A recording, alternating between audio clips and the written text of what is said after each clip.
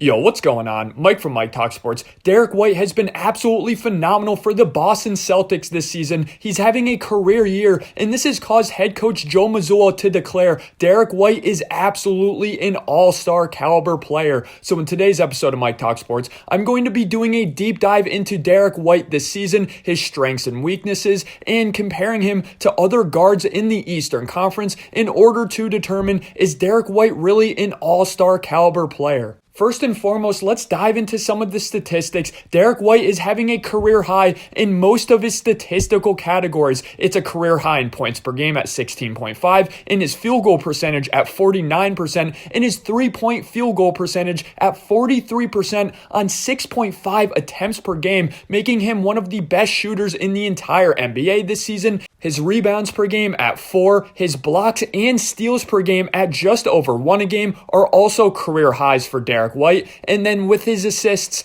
5.1 assists per game is good for second in his career. Something that's vital to the All-Star Game voting every single year is how good your team is performing. And of course, the Celtics not only are number one in the Eastern Conference right now, but they have the best record in the entire NBA, which is going to be vital for Derrick White and his All-Star chances, as if you're not the best or second best player on your team, you need to have the best record in the NBA typically. So it's not out of the question for Derrick White to make an All-Star appearance as the third or fourth best player on his team, as you saw in the mid-2010s with those Hawks teams that did have 4 All-Stars. Now let's dive into the individual skill set of Derrick White that makes him so elite this season. Let's start with the defense. It's been incredible. In my opinion, he's clearly a better defender than Jrue Holiday on the Celtics this year, despite their reputation. So his ability to be extremely disruptive defensively every single possession is just absolutely incredible and so impactful for the Celtics. He presses in the half court more than any other Celtics player does. He switches 1 through 3. He's so strong and he has such good play strength as a guard. He really does a good job at keeping up with the opposing team's best perimeter player, no matter who it is, no matter if it's Damian Lillard, who is extremely quick or agile, or even if it's somebody with really nice play strength such as Desmond Bane. He's so versatile in that sense. And overall, he just does such a great job being so physical. He's constantly getting around screens or running right into screens, drawing offensive fouls for the opposing team. But not only is he a great perimeter defender, as you can obviously tell watching these Celtics games, something that is so underrated out of Derrick White is his paint defense. I think a great argument can be made that Derrick White is the best paint defender out of any guard in the entire NBA. Something he does so well is he's so sneaky with his high IQ as an off-ball paint defender. Something that he's consistently doing is he's stealing offensive rebounds and then he floats into the paint and he blocks the big man shots from behind. Then when he switched onto centers in the paint, for example, in the Cleveland Cavaliers game, he did this consistently against Jarrett Allen. He has such quick hands and a high basketball IQ, so he does a good job stealing the ball. And then, of course, whenever somebody 1 through 3 is on him in the paint, he contests with great verticality, consistently blocking shots, and he has a very nice anchor so he doesn't get moved around in the paint. Whenever you watch Boston Celtics games, Derrick White, game in and game out, no matter what his offensive responsibility is, he's guarding the opposing team's best player on the best team, and that deserves a lot of credit. But now let's talk about offensively. He's been so damn good offensively this season as well. Versatility really is the name of his game, not only defensively, but of course offensively. On the ball, he's so good at creating his own shot on the perimeter this season. He has a really nice quick release, so when somebody like Kristaps Porzingis, for example, sets a screen for him, if the defender goes under the screen, Derrick White gets his shot up very quickly, uncontested.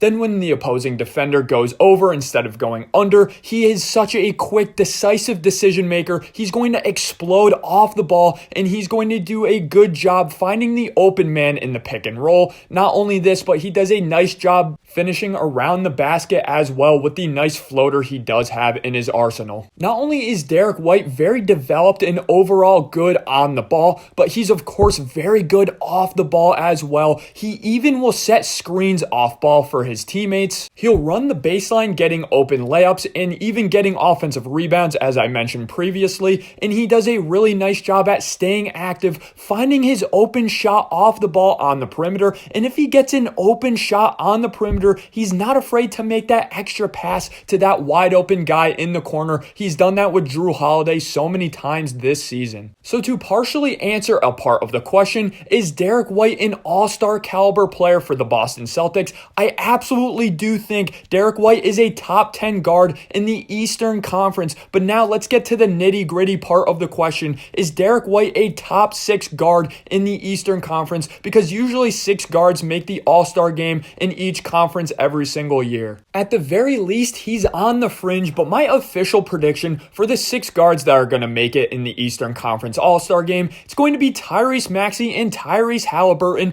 as the starting guards. They do deserve it. And then I think the reserves are going to be Donovan Mitchell. Jaylen Brown, I do think gets the nod over him, even though I think an argument is to be made who's the more valuable Boston Celtic at this point. Derrick White, of course, is more efficient and he is a better defender, but Jaylen Brown does have a higher output in terms of points per game on an average. And of course, all-star voters really do favor that. I do think it's stupid, and I do think the conversation is very close between the two. I think Jalen Brunson will make it as well. Very deserved for Jalen Brunson. And then I do think the last guard to make it over Derrick White is going to be Damian Lillard. So my official prediction is no, Derrick White will not make the All-Star game, but damn, he's on the fringe, and if he makes it, I will be the last person to complain about it. Thanks for watching today's episode of Mike Talk Sports. Let me know in the comments section below, what do you think about Derrick White this season, and do you think he will make the All-Star game? And if not, do you actually think he's an All-Star caliber player? Because I do think he's right on that fringe. If you enjoyed today's episode of Mike Talk Sports, I really appreciate it, guys. Smack that like and hit subscribe.